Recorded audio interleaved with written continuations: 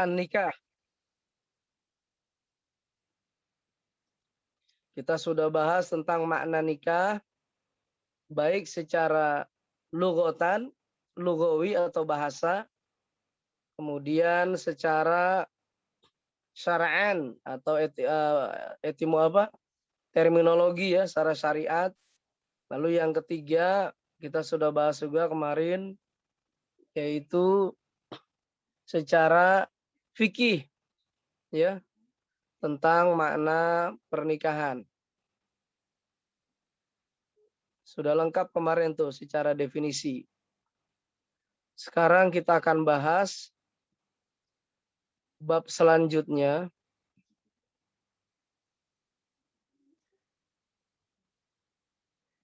yaitu tentang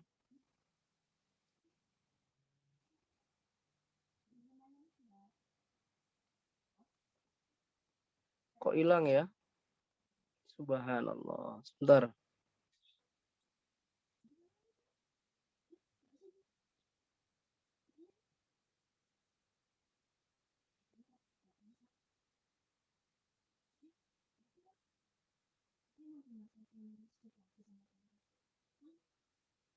Ya.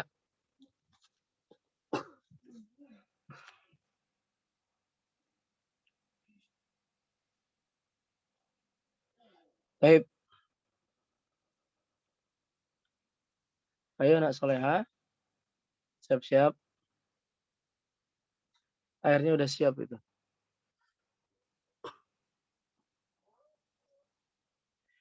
Ya.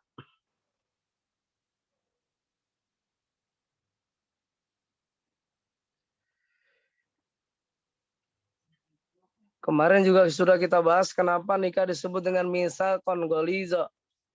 Sekarang hukum pernikahan. Mohon diingat-ingat ya. Ini penting buat anak-anak Aroyan supaya tidak salah memahami pernikahan. Hukumnya. Sebab jangan sampai nikah itu modalnya nekat. Ya, karena jadi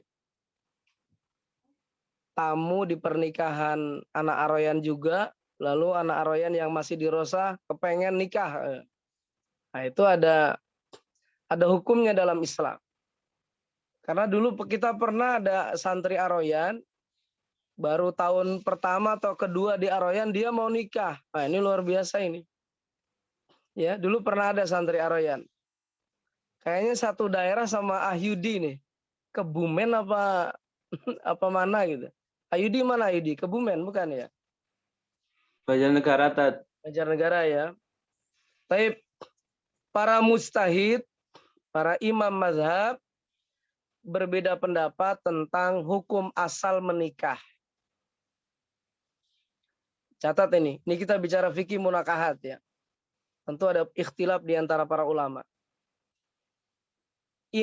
Ulama Syafi'iyah mengatakan hukum asal nikah itu adalah boleh. Hukum asal nikah itu boleh, kata mazhab Syafi'iyah. Jika seseorang boleh menikah maksudnya dengan tujuan bersenang-senang. Jadi hukum nikah itu boleh kata mazhab Syafi'i. Ya, dengan tujuan untuk bersenang-senang, untuk menghindari diri dari perbuatan maksiat, untuk memperoleh keturunan, ya. Jadi kata mazhab Syafi'i, kalau ada orang niat menikah untuk bersenang-senang, maka itu hukumnya adalah mubah. Bersenang-senang dengan istri kan baik. Ya. Bersenang-senang dengan suami sendiri itu baik. Jadi kata ulama Syafi'iyah, kalau ada orang menikah dengan niat maksud ingin bersenang-senang dengan suami atau istrinya, maka itu hukumnya mubah. Sedangkan jika seseorang menikah, ini masih menurut mazhab Syafi'i, kalau seseorang menikah tujuan maksudnya untuk memperoleh keturunan, maka hukum nikahnya adalah sunnah. Ya, dicatat ya. Nanti kalau ada soal, bagaimana hukum pernikahan menurut mazhab Syafi'i. Ya. Kemudian menurut mazhab Syafi'i ini juga, di mana mazhab Syafi'i banyak dianut oleh mayoritas masyarakat Indonesia. Biasanya teman-teman NU itu dalam persoalan fikih, beliau teman-teman NU itu banyak mengacu kepada mazhab Syafi'i. Kalau teman-teman Salafi sebenarnya banyak mengacu kepada mazhab Hambali.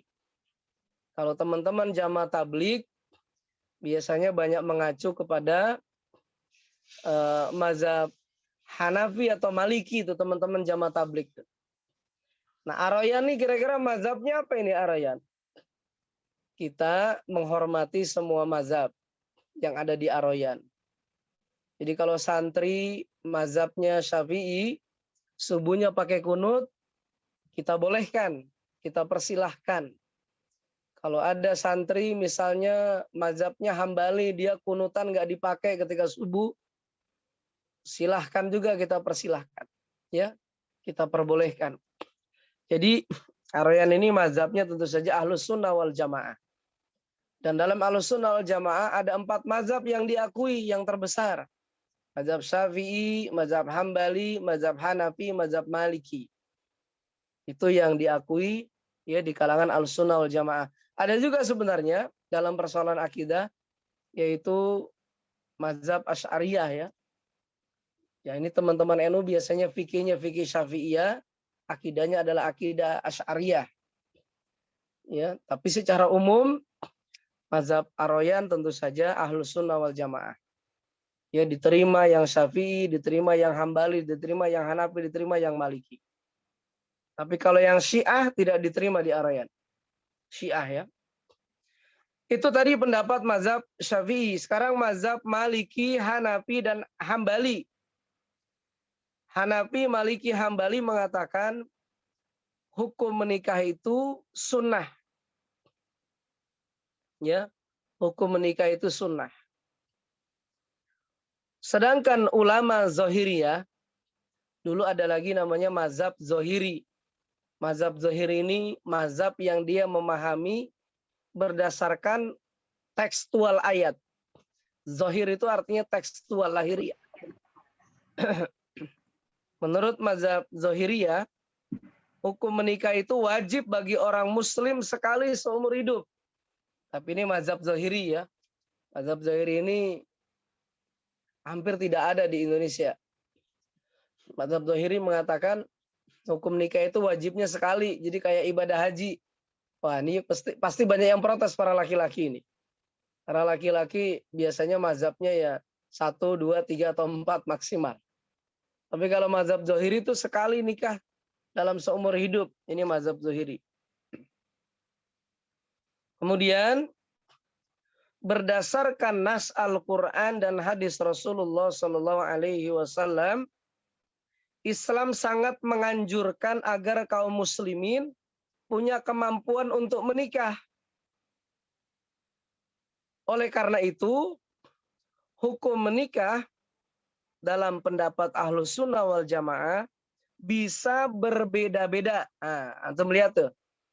Hukum menikah dalam pemahaman Ahlus Sunnah wal Jamaah itu bisa berbeda-beda. Kenapa bisa berbeda-beda? Tergantung dari kondisi orang yang akan mau menikah itu. Ya, dipahami ini. Secara hukum begitu dalam Ahlus Sunnah wal Jamaah. Tergantung kondisi orang yang akan menikah, dan yang kedua tergantung tujuan dia menikah. Ingat ya, ada 2 tadi ya. Jadi dalam Ahlus Sunnah wal Jamaah, pemahaman Ahlus Sunnah wal Jamaah, hukum menikah itu tergantung 2. Yang pertama, kondisi orang yang mau menikah. Yang kedua, tergantung maksud dan tujuan dia menikah. Maka hukum menikah dalam Ahlus Sunnah wal Jamaah itu bisa 4. Hukum menikah. Apa saja? Bisa wajib, bisa sunnah, bisa haram, bisa mubah, bisa makruh, bahkan 5. Ya. Bisa wajib, bisa sunnah, bisa haram, bisa mubah, bisa juga makruh. Nah ini Kapan nih hukum nikah dikatakan wajib? Kapan hukum nikah dikatakan sunnah? Kapan hukum nikah itu dikatakan haram, dikatakan mubah, dikatakan makruh? Coba dilihat ya, ini diperhatikan nih. Karena poin utama dari pertemuan kita yang kedua adalah hukum nikah. Jangan sampai anak-anak aroyan kepengen nikah tapi hukumnya dia nggak tahu. Lihat, yang pertama, hukum nikah itu dikatakan wajib apabila orang yang mau menikah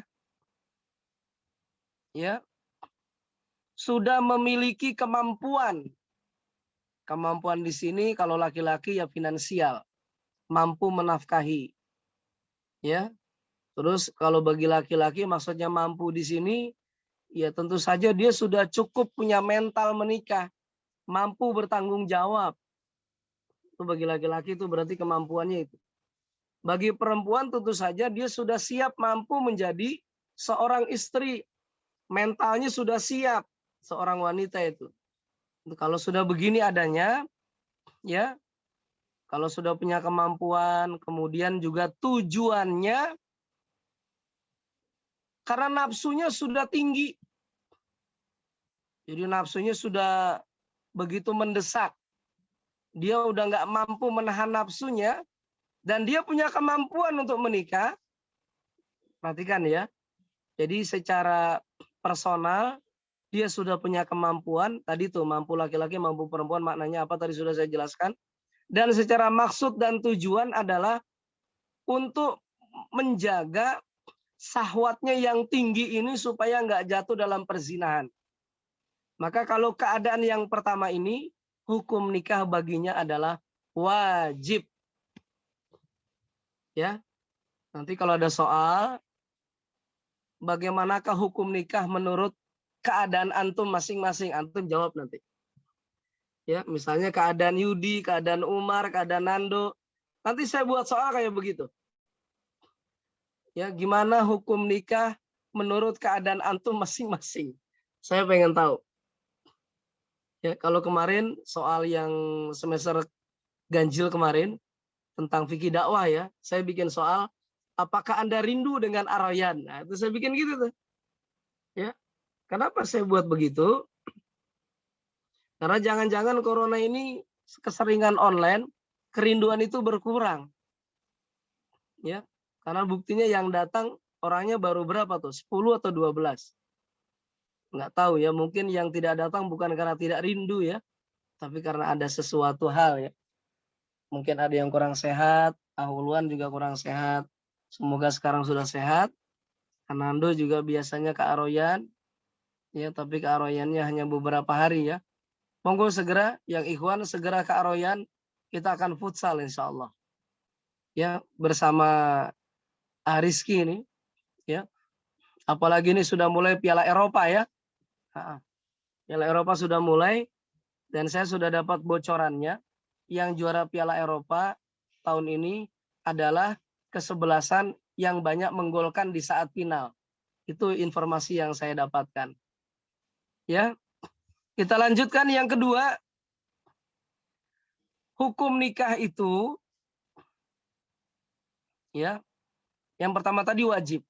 Karena seseorang yang dia kondisinya sudah, mohon maaf nih bahasa kasar mungkin ya, udah ngampet gitu. Orang eso ditahan-tahan.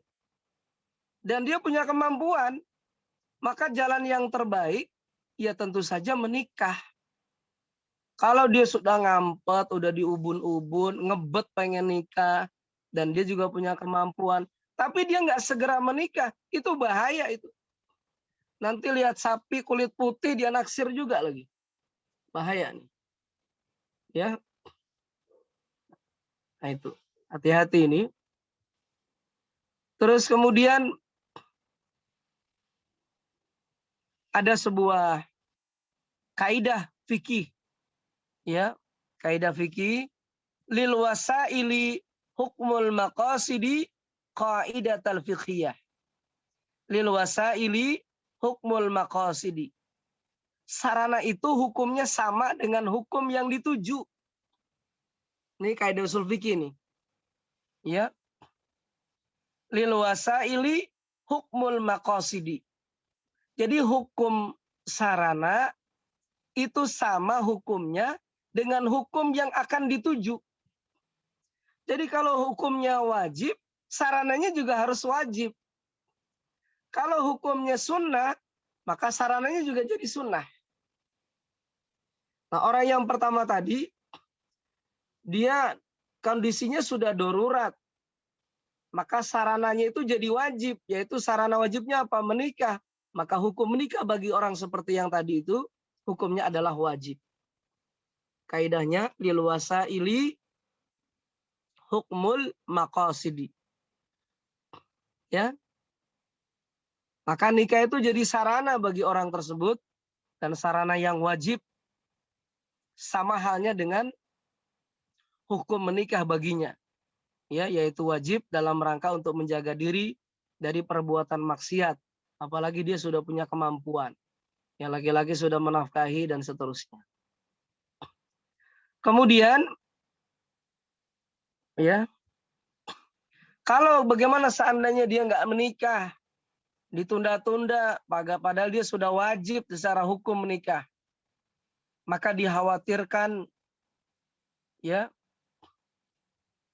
dia akan mengalami ya mungkin ketidaknyamanan ya, melihat keadaan dan sebagainya. Tapi memang di sini ujian. Kadang-kadang keluarga yang tidak mau melihat dan kompromi, ya, terutama bagi wanita. Wanita itu kan nggak ada kewajiban menafkahi. Ketika wanita sudah mampu dia, ya, dan mendesak keadaannya demi menjaga syahwatnya mungkin, ya, ini kadang-kadang para orang tua ini suka menghalang-halangi. Nunggu lulus, Nduk, nunggu lulus. Nah, ini seringkali wanita suka menghadapi kendala begini. Padahal wanita itu lebih cepat menikah mestinya. Karena dia nggak ada kewajiban mencari nafkah. Kalau laki-laki dikatakan wajib, dia harus punya kemampuan. Kemampuan menafkahi, kemampuan bertanggung jawab, dan lain sebagainya. Ya, kalau wanita tidak sebanyak itu ya. Ini kemudian yang berikutnya, hukum menikah dikatakan haram. Yang kedua nih, hukum menikah dikatakan haram kalau dia sudah kepengen menikah. Banget mau nikah dia. Tapi belum punya kemampuan. Ya, mungkin dia syahwatnya gede. Apalagi lingkungannya menggoda banget. Tiap hari rapat bareng sama lawan jenis. Kerja kelompok, magang pula. KKN pula. Ya, sering ketemu dengan lawan jenis. Akhirnya syahwat dia naik. Tapi dia belum punya kemampuan. Kalau laki-laki belum punya nafkah, belum bisa bertanggung jawab. Kalau perempuan secara mental dia belum siap. Ya, apalagi keadaan mungkin dia masih punya adik-adik, mungkin juga kakaknya yang di atasnya belum menikah. Ini sering kayak begini wanita ini.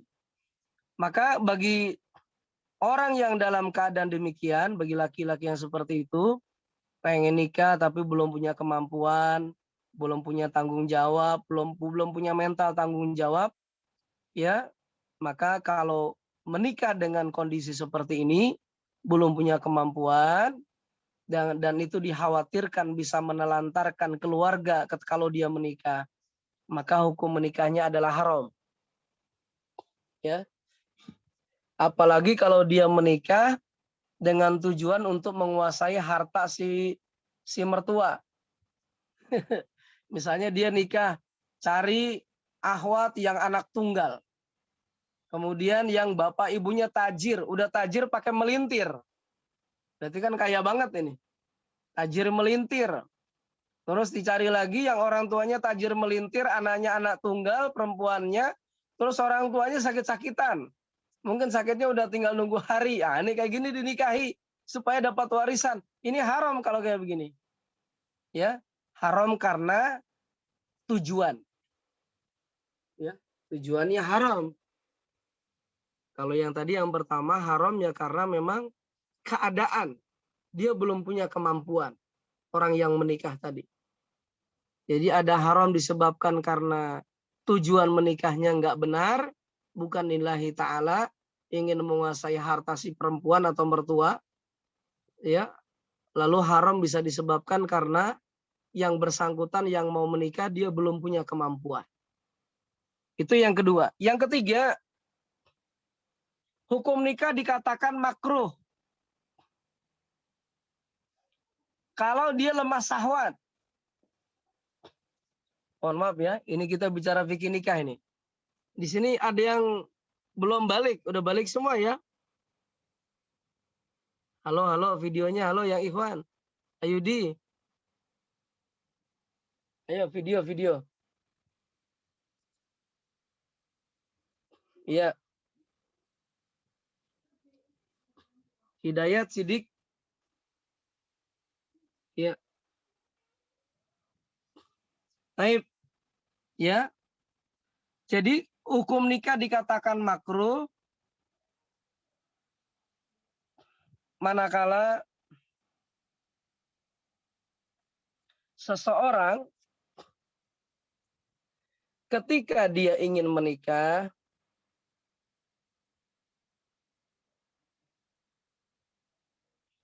keadaannya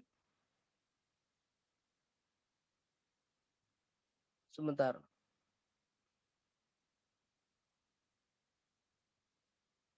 Tadi yang haram sudah ya? Sudah, Ustaz. Sudah ya. Bila seseorang tersebut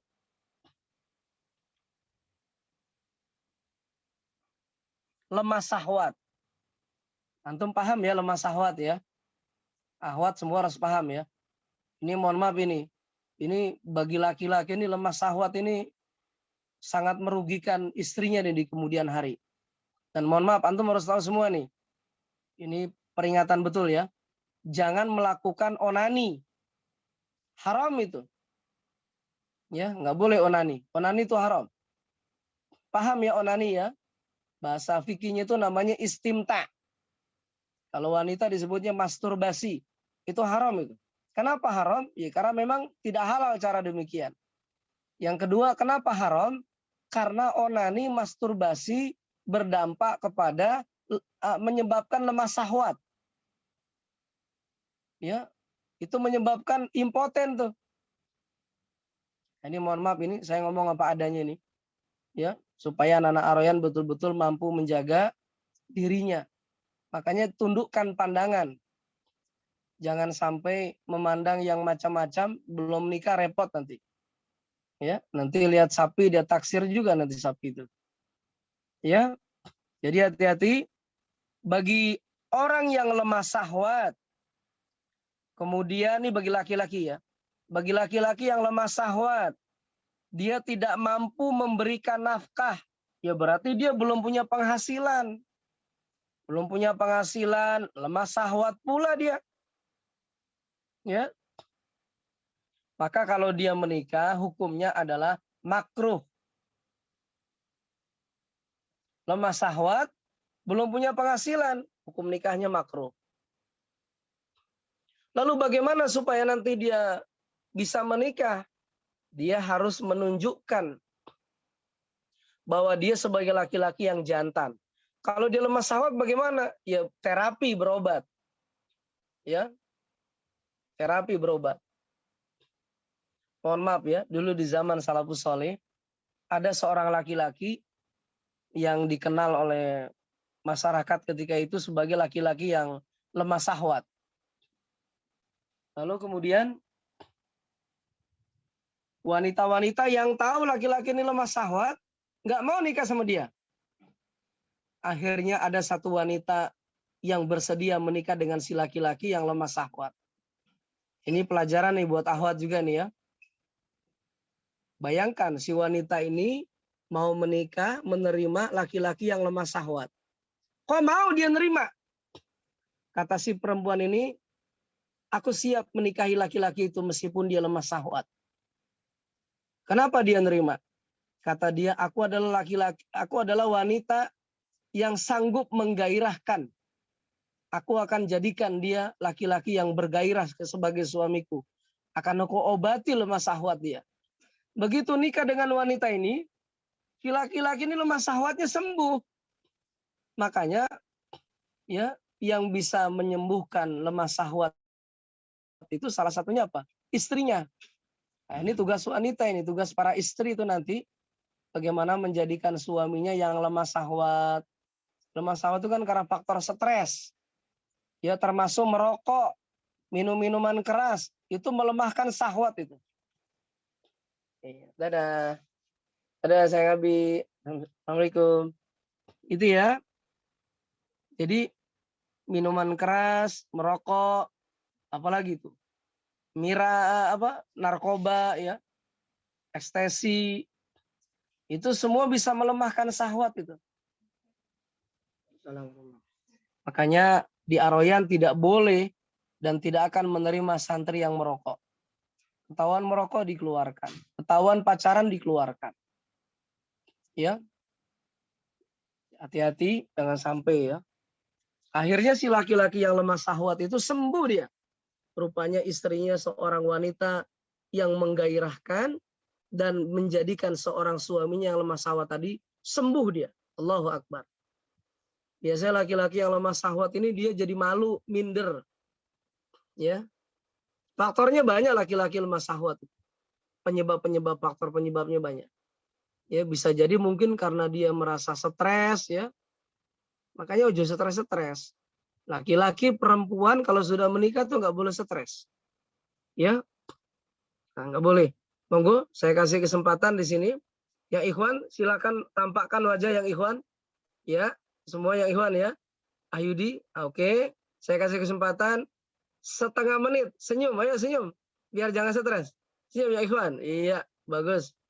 Nando mana senyum Nando? Oke. Ya, Afwan mana senyum nih Afwan nih? Oke, bagus ya. Ini supaya antum jadi laki-laki yang tidak stres ya. Insyaallah ya. Penting ini situasi corona jangan sampai stres. Itu tadi hukum menikah disebut makruh. Ya. Yang berikut hukum nikah dikatakan mubah bagi laki-laki yang dia nggak mendesak-mendesak amat untuk menikah.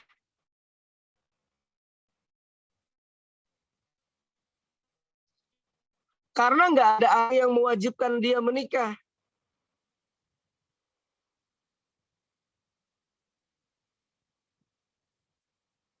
Ya, maka hukum nikah baginya itu mubah.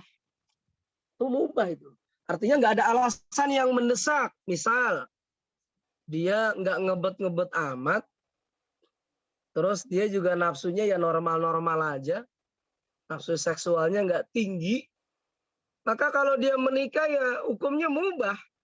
Ya, hukumnya mubah. Apalagi misalnya dia juga belum punya penghasilan. Ya, nafsunya ya normal-normal aja, nggak menggebu-gebu. Maka hukum nikah bagi dia tuh mubah. Ya, kalau dia mau menikah ya boleh, nggak menikah saat itu juga boleh. Ya, ini hukum menikah yang keempat. Jelas ya? Kemudian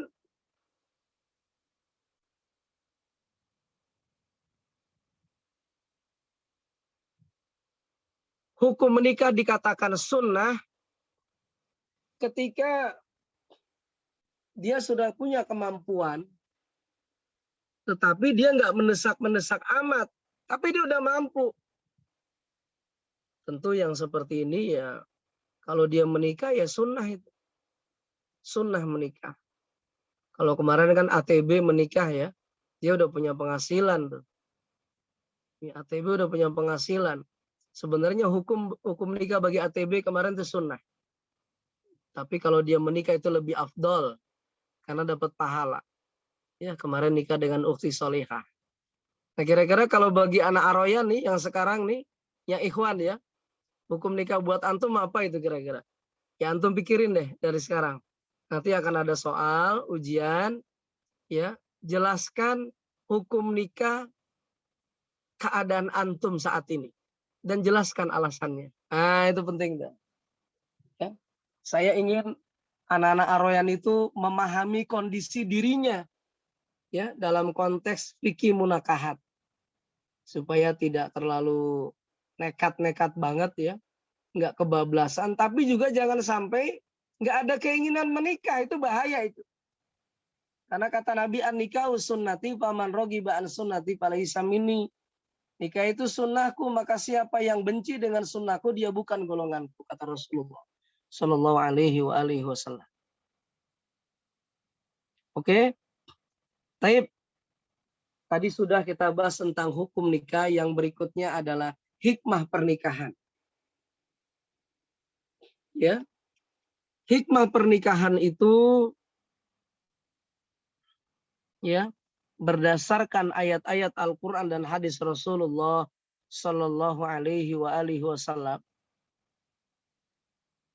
Di antaranya, satu, berdasarkan Ar-Rum ayat 21.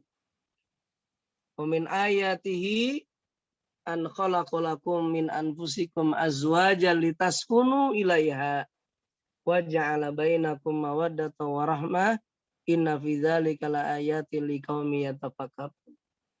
Ar-Rum ayat 21, hukum nikah jelas, litaskunu ilaiha, supaya laki-laki itu merasa tenang kalau dekat istrinya. Ya. Antum ikhwah, antum belum menikah, jadi antum belum tahu tentang kebenaran ayat ini. Ayat ini akan antum merasakan kebenarannya ketika antum sudah menikah. Ini ayat bukan teoritis. Ini ayat-ayat praktis. Hanya bisa dirasakan ketika sudah dipraktekkan. Jadi ketika orang sudah menikah, itu ketenangan laki-laki itu ada pada istrinya. Maka seorang suami kalau ingin tenang, dia jangan jauh dari istri.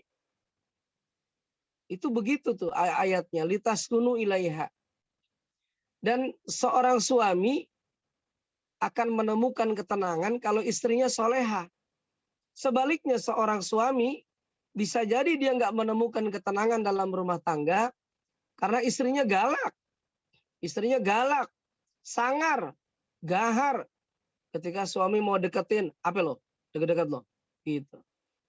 Ketika suaminya pengen bercanda, ngobrol, apa lo deket-deket lo? Sana jauh-jauhan lo. Jangan. Ya. Karena sesungguhnya ketenangan rumah tangga, ketenangan suami itu berasal dari istri. Begitu juga sebaliknya. Ya. Begitu juga sebaliknya.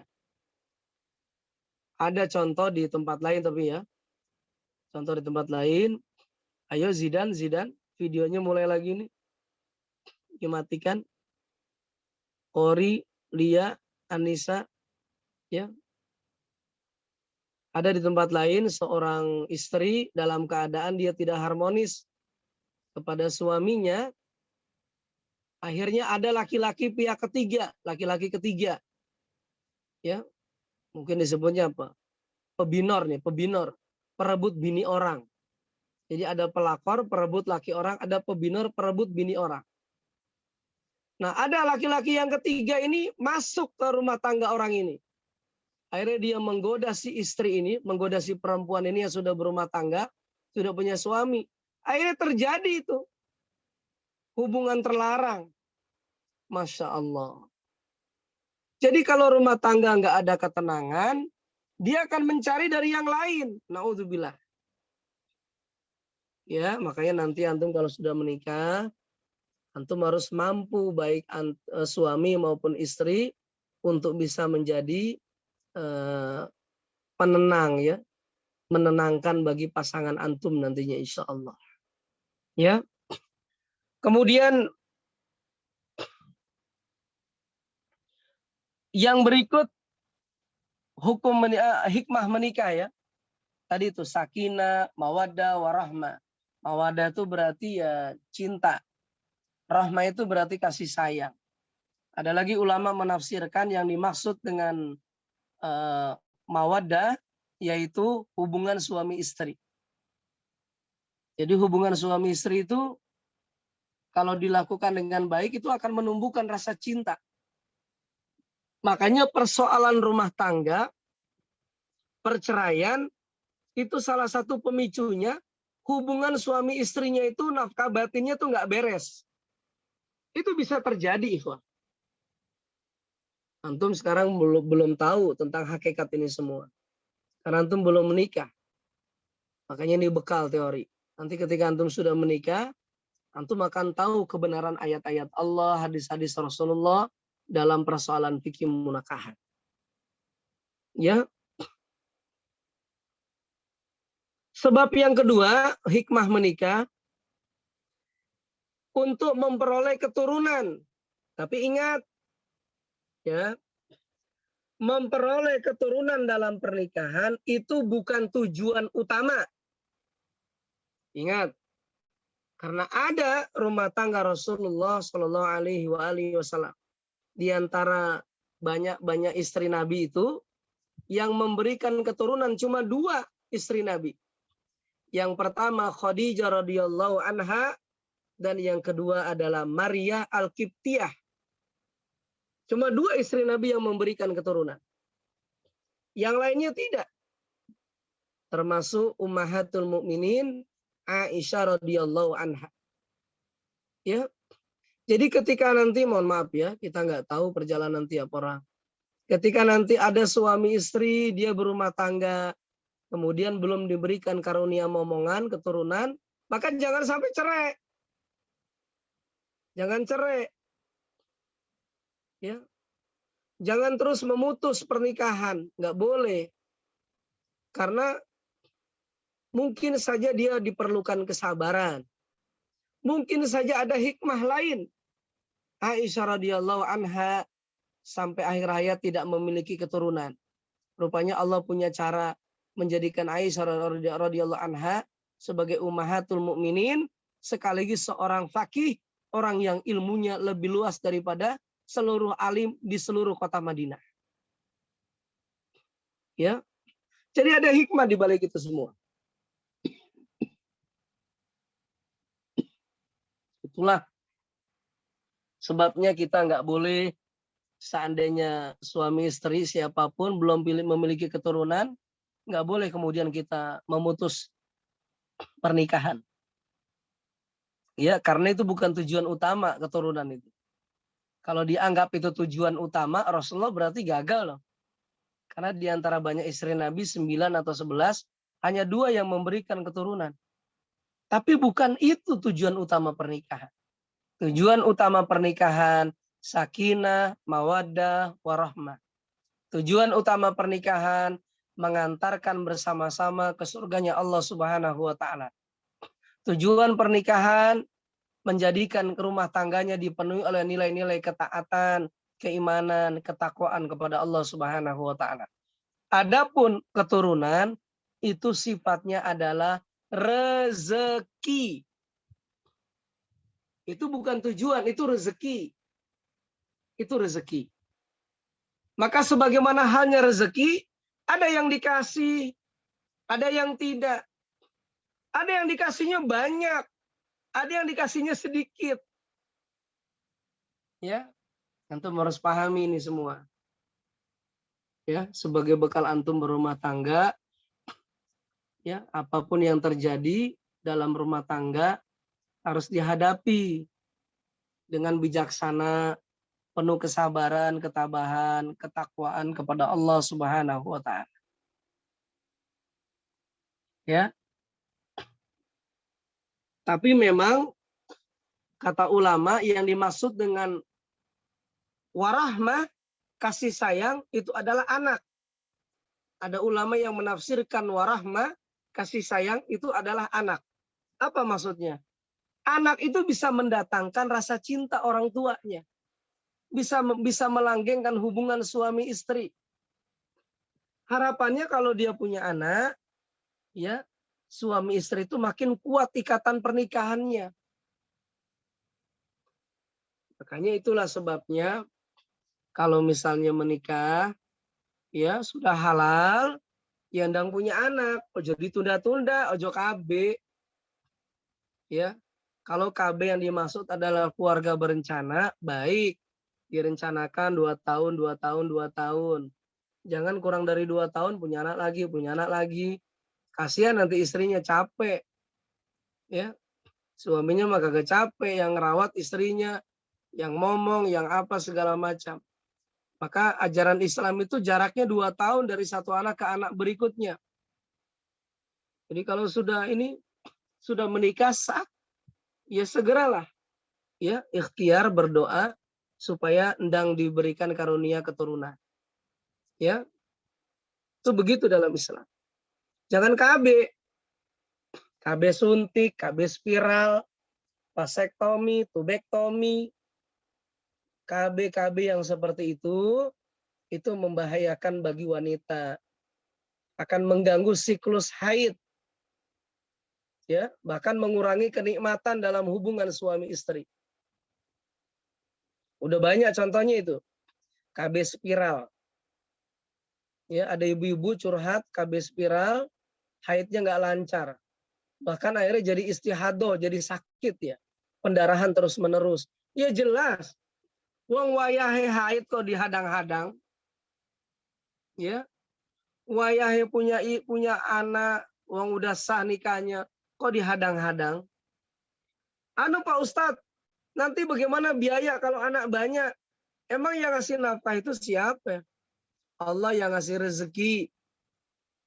Ya, bapaknya itu hanya wajib berikhtiar. Ibunya juga ikhtiar dengan cara-cara yang mampu. Kemudian doakan. Jadi begitu. Ya, dan anak itu punya rezekinya masing-masing. Ya, jadi nanti kalau sudah nikah, ya endanglah punya keturunan.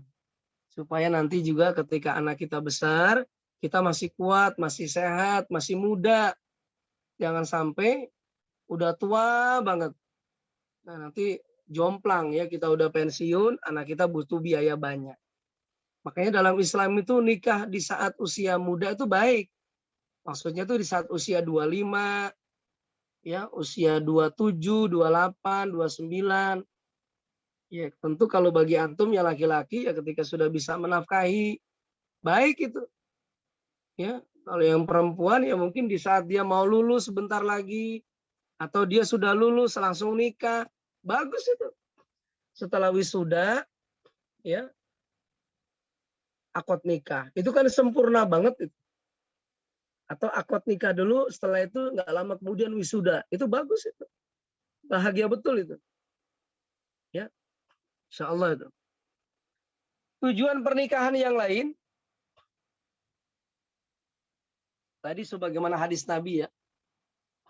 Tazawwajun nisa, tazawwajul wadud al walud, fa inna mukasir fa inni mukasir fa inni mukasirukum bil umami yaumal qiyamah. Kata Nabi, nikahilah oleh kalian perempuan-perempuan yang al-wadud al-walud. Ayo, jangan salah dengar. Nikahi perempuan yang al-wadud al-walud, jangan salah dengar. Oh, berarti yang gendut ya Pak Ustadz. Bukan. Al-wadud itu maknanya adalah wanita yang punya cinta kasih sayang kepada suaminya. Al-walud, wanita yang senang punya anak banyak. Karena kata Nabi, nanti di hari kiamat, aku akan membanggakan kalian yang punya anak banyak. Aku akan membanggakan umatku di hadapan nabi-nabi yang lain.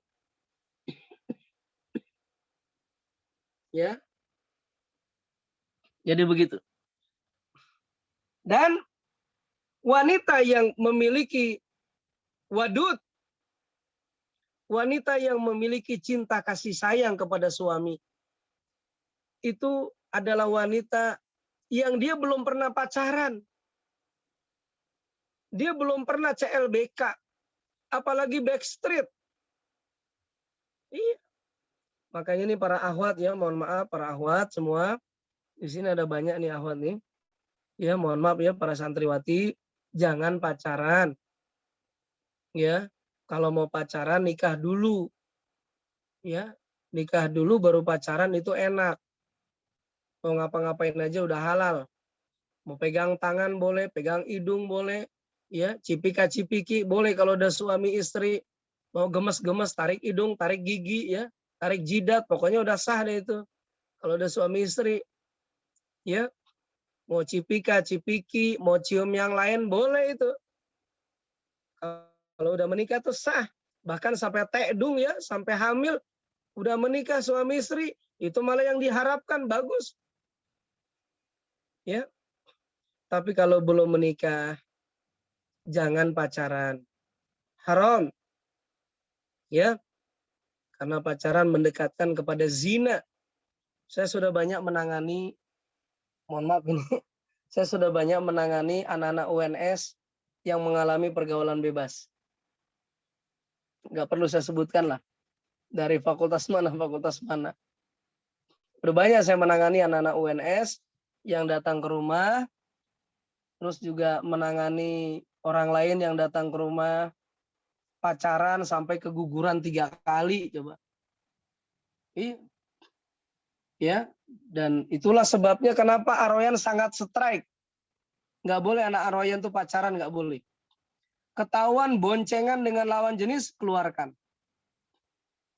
Ya, karena kita menjaga betul, menjaga antum, masa depan antum, ya, menjaga amanah orang tua antum juga. Ini penting ini. Ya, dan saya berharap jangan sampai antum curi-curi kesempatan. Mumpung Pak Ustadz nggak ada nih, boncengan. Dulu pernah ada itu, calon santri Aroyan, daftar Aroyan, dia boncengan sama pacarnya perempuan. Sampai di Aroyan, yang ngetes saya. Saya tanya, kesini sama siapa? Sama adik Pak Ustadz. Jadi perempuan itu disebut adiknya. Oh, sama adiknya. Adiknya kuliah di mana? Kuliah di UNS juga Pak Ustadz. Oh gitu, adiknya iya. Nah begitu dia keluar, terus adiknya ini, adik ketemu gede ini saya tanya, Mbak apanya dia? Pacarnya Pak Ustadz. Ada. Langsung nggak saya terima. Nggak boleh ya. Nggak boleh. Jadi jangan sampai ini dialami oleh kita ya. Pacaran tuh setelah nikah lah. Kalau setelah nikah tuh enak, ya. Mau nunda, mau santai-santai dulu, nggak langsung hamil ya boleh. Kalau kebablasan tahu-tahu hamil suami istri, malah itu yang diharapkan bagus. Ya. Yang ketiga, hikmah pernikahan supaya muncul naluri kebapaan pada si laki-laki dan naluri keibuan pada si perempuan. Naluri kebapaan, naluri keibuan tuh hanya akan muncul kalau dia sudah menikah. Laki-laki itu kalau sudah menikah, naluri kebapaan tuh, insting kebapaannya akan muncul. Ngemong, melindungi, tanggung jawab, ya. Laki-laki itu naluri kebapaannya akan muncul. Sebaliknya wanita kalau dia sudah menikah, naluri keibuannya akan muncul. Naluri keibuan. Ya, senang dengan anak-anak, lihat anak kecil ya Allah gemes amat, nah, itu naluri keibuan tuh. Ya, itu. Terus juga senang ngatur-ngatur rumah, wanita itu naluri keibuan. Ngomel-ngomelin suami, abi nakal ya, waktunya makan gak sarapan, itu naluri keibuan tuh. Antum nanti ya ikhwan, kalau istri antum ngomel-ngomel, antum jangan balas ngomel. Tapi itu pertanda istri antum tuh memang naluri keibuannya sudah ada. Antum juga balas ngomel-ngomel. Kata istri, kok ngomel-ngomel? Balas ngomel. Kata antum, atau kata bapaknya, iya ini naluri kebapaan. Bukan ya. Bukan begitu naluri kebapaan. Naluri kebapaan itu ya melindungi, menyayangi, membela, menafkahi, ya, menjaga. Itu begitu naluri. Dan itu akan muncul naluri-naluri tadi, kebapaan dan keibuan, manakala laki-laki dan perempuan tersebut dalam keadaan sudah menikah. Ya, yang keempat. Apa hikmah pernikahan? Ya, tentu saja kalau kita bicara tentang Islam, agar kita bisa menegakkan Islam, menyebarkan dakwah. Anak-anak kita nanti yang sudah lahir misalnya, ya, itu akan bisa sekolah, dia jadi ustadz, jadi ulama, jadi insinyur, jadi dosen, orang-orang yang soleh dan solehah. Rabbana hablana min azwajina wa dzurriyyatina qurrata a'yun waj'alna lil muttaqina imama. Alhamdulillah. Ya, itu begitu.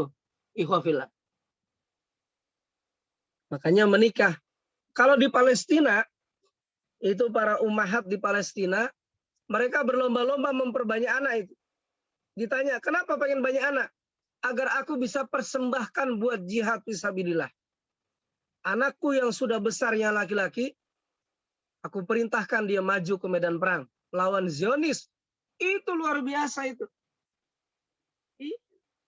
Jadi supaya anak-anak kita bisa membebaskan Al-Aqsa. Bisa meninggikan Islam.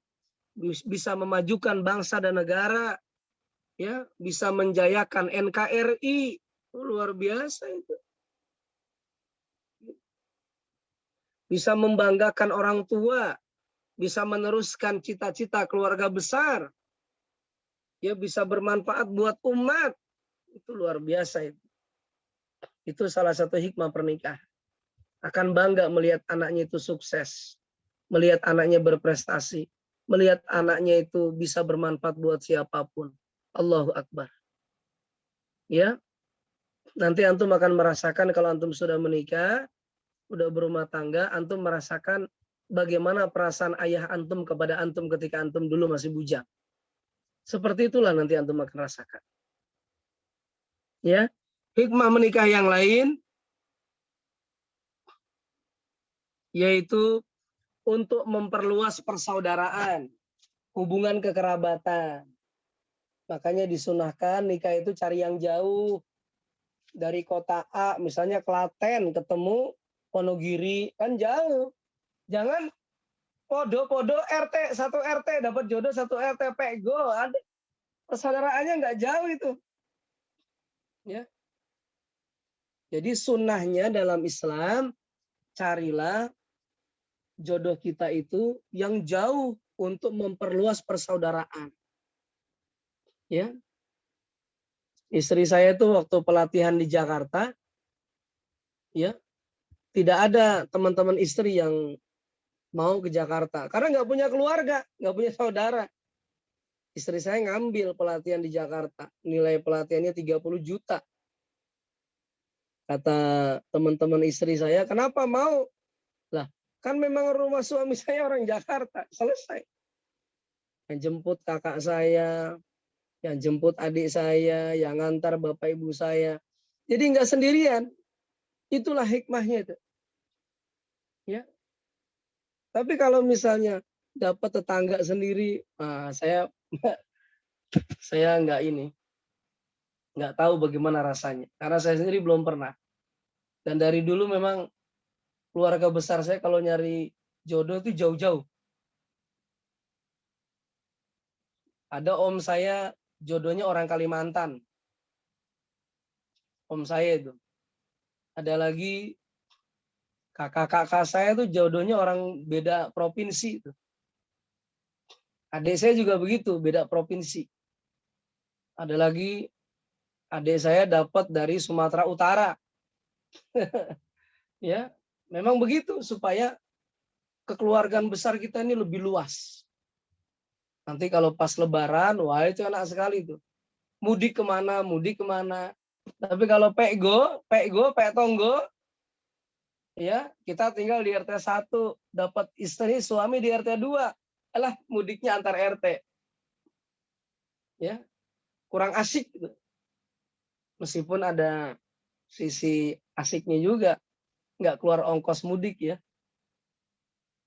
Memang sunnahnya itu begitu dalam Islam, memperluas kekerabatan. Maka disunahkan cari yang jauh. Ya, siapa tahu di antara antum ada yang nikah, dapat orang Arab Saudi ya, misalnya kita nggak tahu ya. Umar nih kan namanya Umar nih. Siapa tahu dapat orang Sudan ya, kita nggak tahu.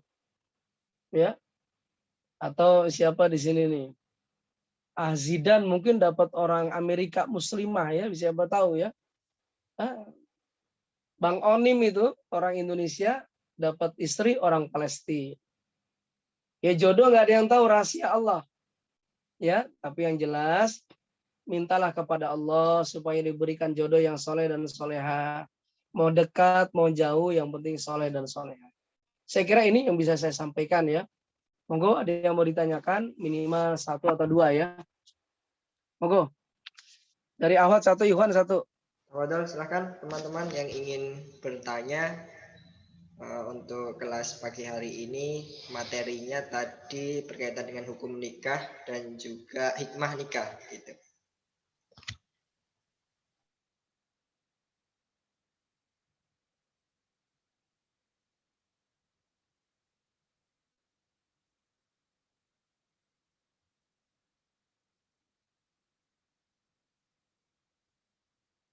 Monggo. Ikhwah fillah. Ahwat, monggo Ahwat.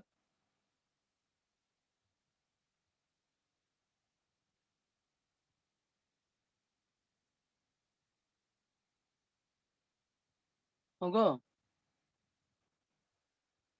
Ayo, ini tentang khutbah pernikahan nih. Pertemuan akan datang sudah memasuki bab melamar, meminang, nembung. Itu keren tuh. Ya. Kita udah bahas definisi nikah, hukum nikah. Nanti kalau sudah meminang tuh nanti ada lagi pembahasan. Misalnya memilihnya tuh kayak apa, proses pernikahannya kayak apa, lamarannya kayak apa dalam Islam. Monggo, silakan tanya apa.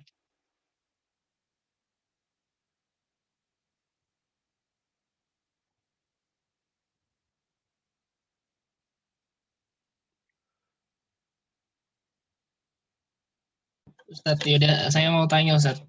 Oke, monggo, silakan. Siapa ini? Nando Ustadz. Masya Allah. Nando mana wajahnya nggak nampak nih Nando nih? Saya sudah on cam nih. Oh Nando, ya ini.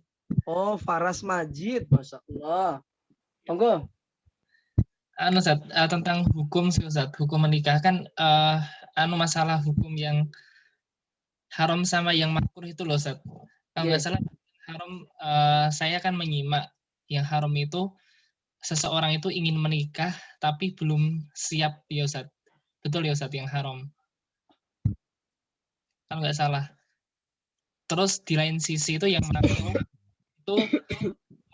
itu kalau misalnya syahwat dan itu juga ditambah lagi belum siap, maksudnya belum siap finansial dan lain sebagainya. Kayaknya Ustadz, kayaknya itu malah lebih parah yang hukum makruh gitu Ustadz, yang kalau lemah syahwat kan itu kayaknya lebih parah. Jadi kok kalau menurut saya itu yang haram itu kalau misal lemah syahwat dan dia tuh belum berpenghasilan. Terus yang makruh itu kalau misal mungkin ingin menikah tapi belum ada penghasilan. Kalau saya kayak gitu, gimana Ustadz?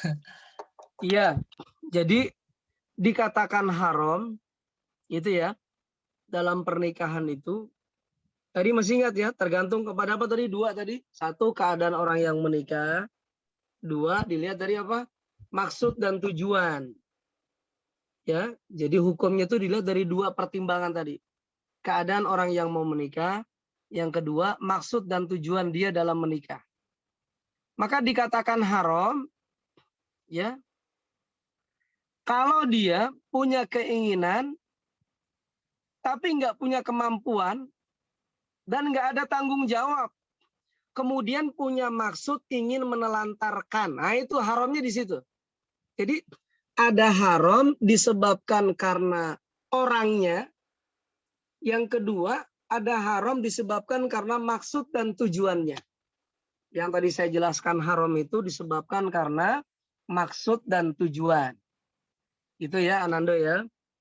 Itu.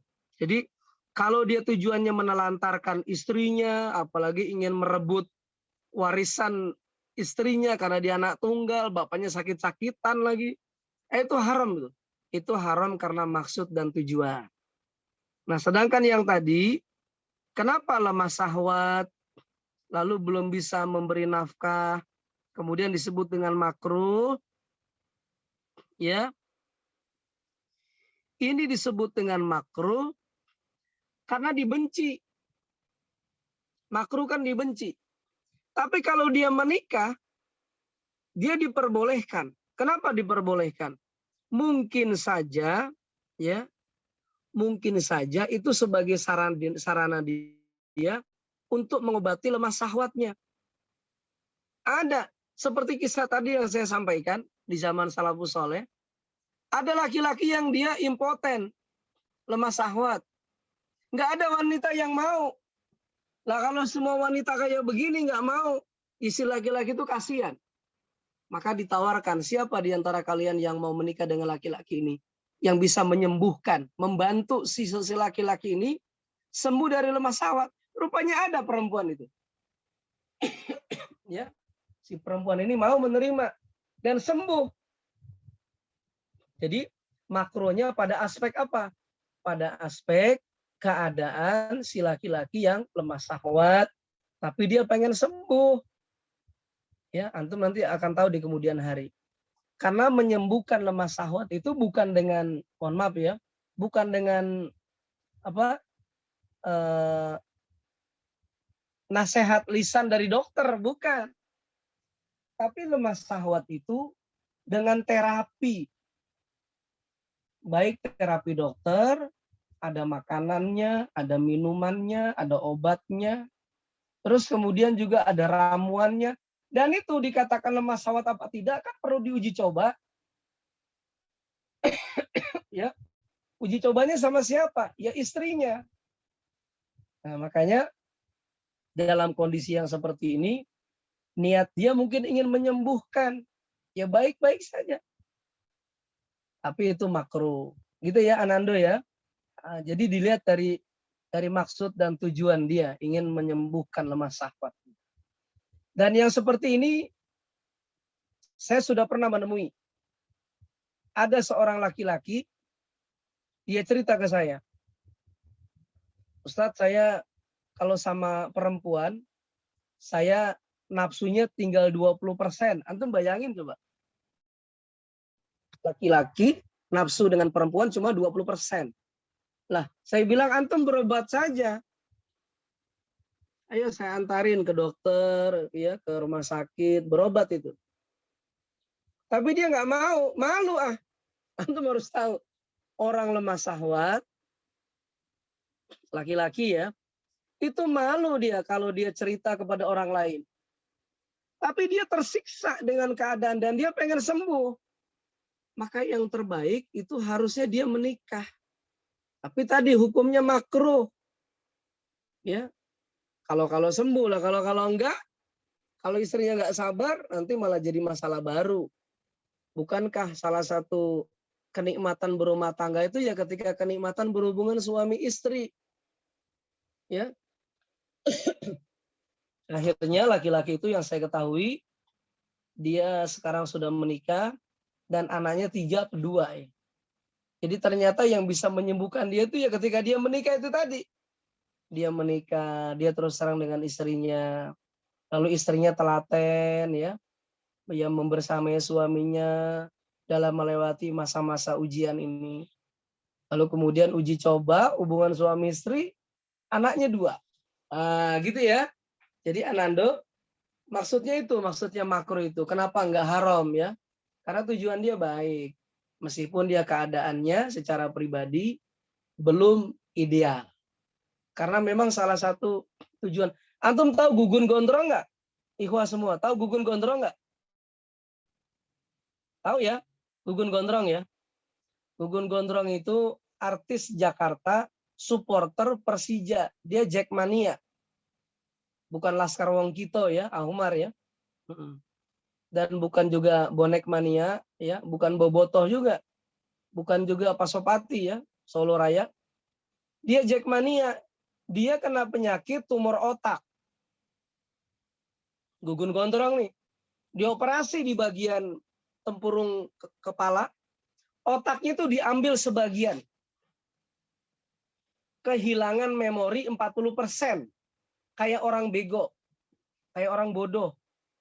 Ngomongnya nggak lancar, terus bengong aja. Antum tahu nggak terapinya, kata dokter? Waktu itu istrinya masih muda ya. Anaknya belum ada, mantan baru kok, pengantin baru. Istrinya mantan model.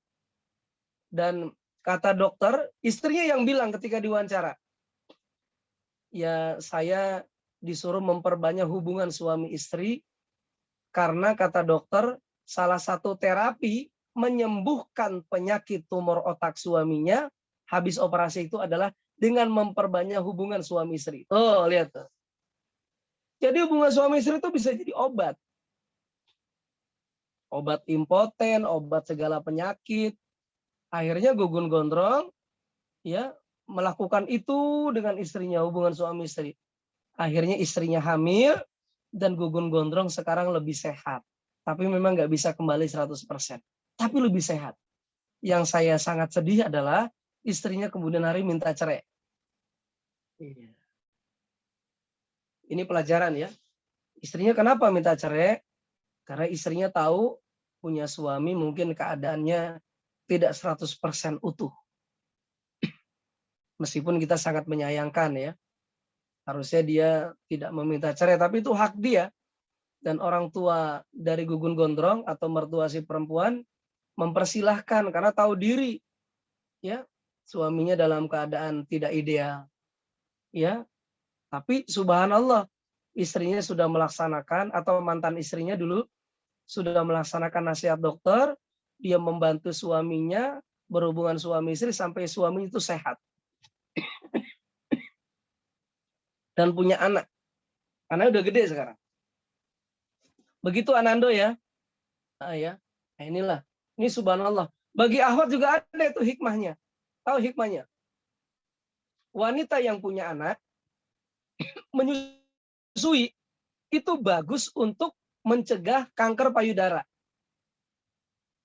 Ini Ahwat nih, bagus nih Ahwat nih ya. Makanya Ahwat nanti kalau sudah menikah, yandang wae punya anak. Ojo KB ditunda-tunda, ojo. Ya. Loh, boleh nggak KB dalam Islam? Boleh, tapi namanya KB kalender.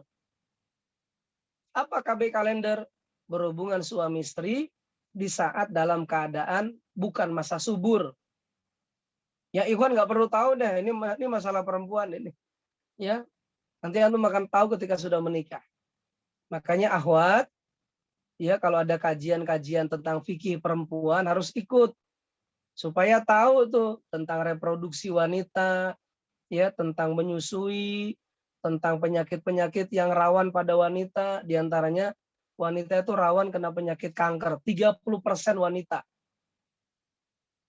Obatnya tahu nggak obat penyakit kanker itu? Dalam Islam. Yaitu dia harus banyak, satu kalau dia punya anak, dia harus sering menyusui. Itu menghindarkan diri dari kanker payudara. Terus kalau misalnya dia ada sakit misalnya sakit stres, itu obatnya hubungan suami istri. Tapi tidak boleh berhubungan suami istri berlebih-lebihan, nggak boleh. Ya, oke ini ada yang bertanya nih, Ariski monggo di chat ini.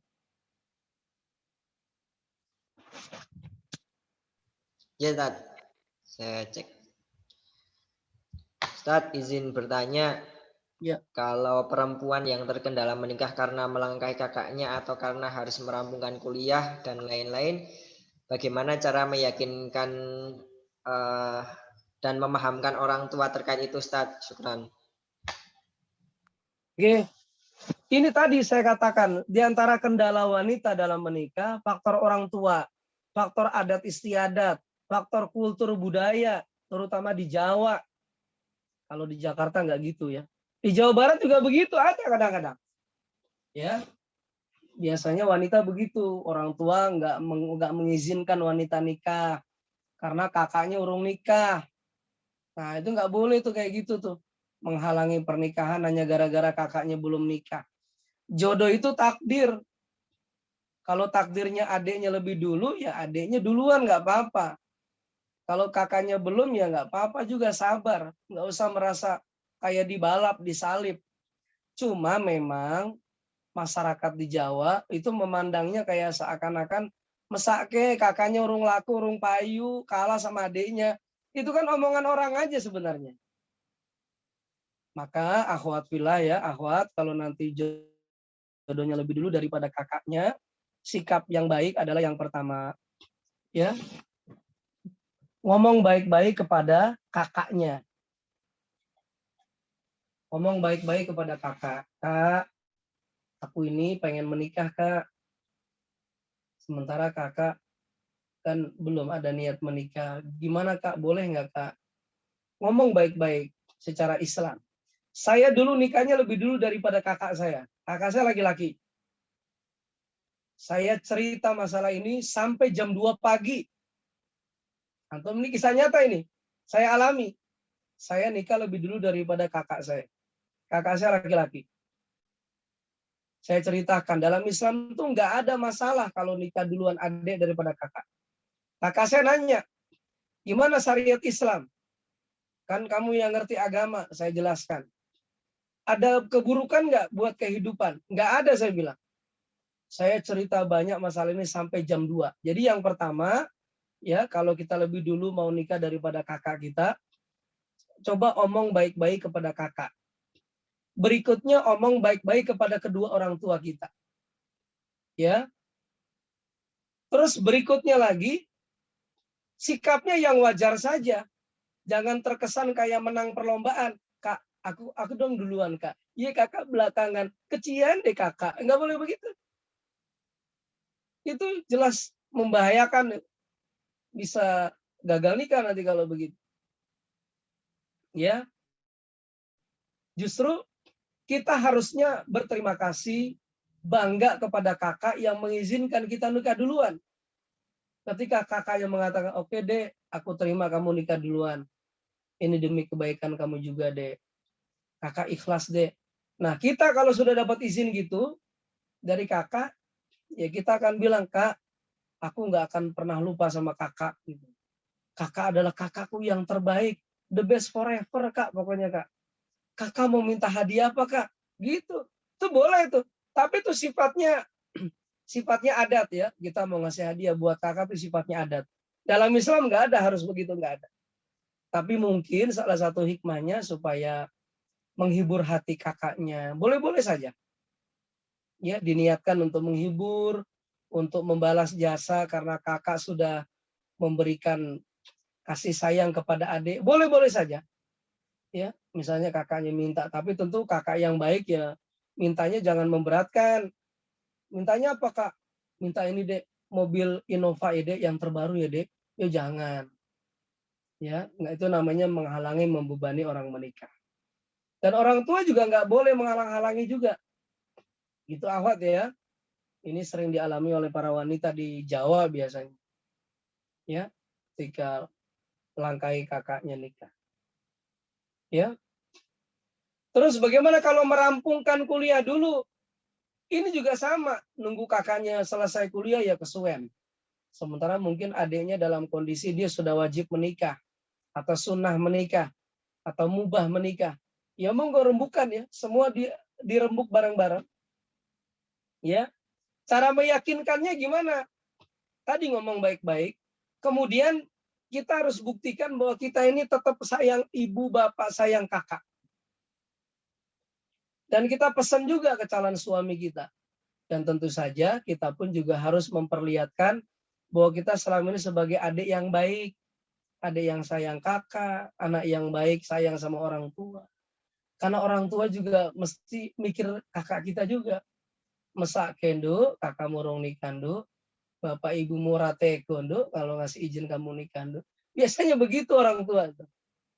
Nah, nanti yang ngomong ke orang tuanya juga didukung oleh kakaknya. Bu, Pak, aku sebagai kakak sudah mengizinkan adikku menikah. Nggak apa-apa.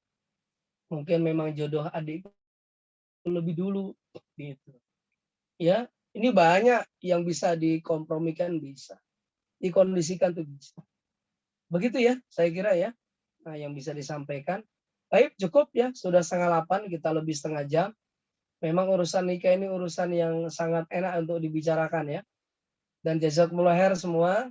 Sudah on cam semua ya.